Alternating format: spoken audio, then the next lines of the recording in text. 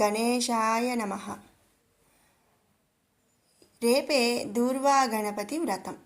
అసలు వినాయకుడిని దూర్వా గణపతి అని ఎందుకు అంటారు, ఈ పేరు ఎలా వచ్చింది అనే విషయం ఈ వీడియోలో తెలుసుకుందాం. అసలు ముందుగా ఈ దూర్వా గణపతి వ్రతం ఎప్పుడు పాటిస్తారు అనే విషయంకి వస్తే, శ్రావణ మాసంలో వచ్చే శుక్ల చతుర్థిని దూర్వా గణపతి వ్రతంగా పాటిస్తారు.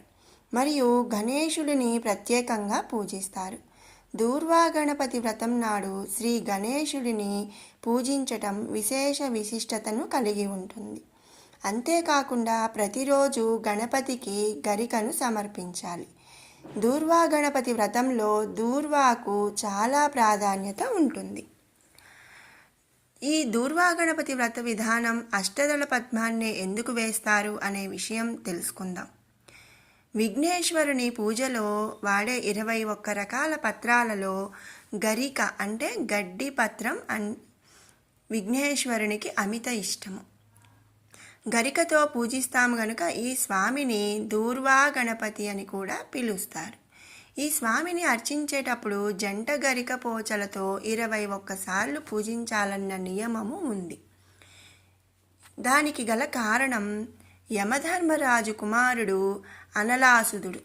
ఈయన అగ్ని సంబంధమైన తేజస్సుతో జన్మించాడు. అందువల్ల ఆయన శరీరము నుంచి వచ్చే అగ్ని ఆవిరులు ముల్లోకాలను బాధించసాగాయి.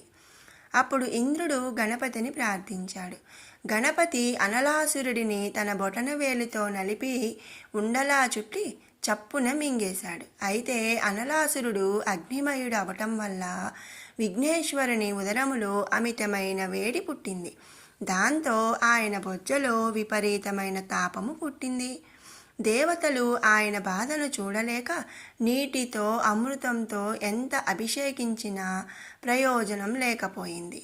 నివారణ కోసం ఈశ్వరుణ్ణి ప్రార్థించగా అప్పుడు మహేశ్వరుడు జంట గరిక పోచలతో విఘ్నేశ్వరుని పూజింపమని చెప్పెను. సంస్కృతంలో గరికను దూర్వాలం అంటారు. శివుడు ఇచ్చిన సలహాతో గణపతి తాపము వెంటనే చల్లారిపోయింది. శ్రావణ మాసంలో వచ్చే బహుళ చతుర్థి గణపతికి అత్యంత ప్రీతికరమైన రోజు.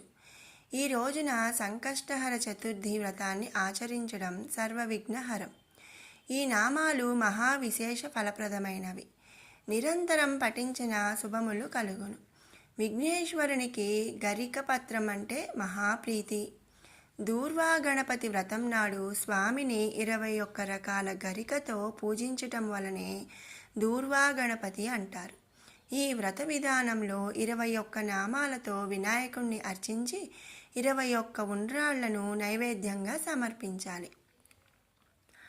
ఓం గజననాయ నమః, ఓం గణపతయే నమః, ఓం హేరంబాయ నమః, ఓం ధరణీధరాయ నమః, ఓం మహాగణపతయే నమః, ఓం సర్వసిద్ధిప్రదాయ నమః, ఓం క్షిప్రప్రసాదాయ నమః, ఓం అమోఘసిద్ధియే నమః, ఓం అమితాయ నమః, ఓం మంత్రాయ నమః, ఓం చింతామణయే నమః, ఓం నిధయే నమః, ఓం సుమంగళాయ నమః, ఓం బీజాయ నమః, ఓం ఆశాపూరకాయ నమః, ఓం వరదాయ నమః, ఓం శివాయ నమః, ఓం సాఖ్యపాయ నమః, ఓం పార్వతీనందాయ నమః, ఓం వాక్యతయే నమః, ఓం డుంఢి వినాయకాయ నమః.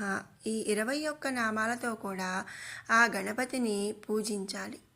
దూర్వా గణపతి వ్రతాన్ని భక్తి శ్రద్ధలతో ఎవరైతే ఆచరిస్తారో వారికి సకల సుఖాలు శుభాలు కలుగుతాయని పురాణాలు చెప్తున్నాయి. అందరూ కూడా దూర్వా గణపతి వ్రతం రోజు ఆ దూర్వా గణపతిని పూజించి ఉండ్రాళ్లను సమర్పించి ఆయన అనుగ్రహాన్ని పొందాలని ఆశిస్తున్నాను. మీకు ఈ వీడియో నచ్చినట్టయితే లైక్ చేయండి, షేర్ చేయండి, అలాగే సబ్స్క్రైబ్ చేయండి. మరిన్ని ఇలాంటి వీడియోస్ కోసం మన ఛానల్ని సబ్స్క్రైబ్ చేసుకోండి. Thanks for watching.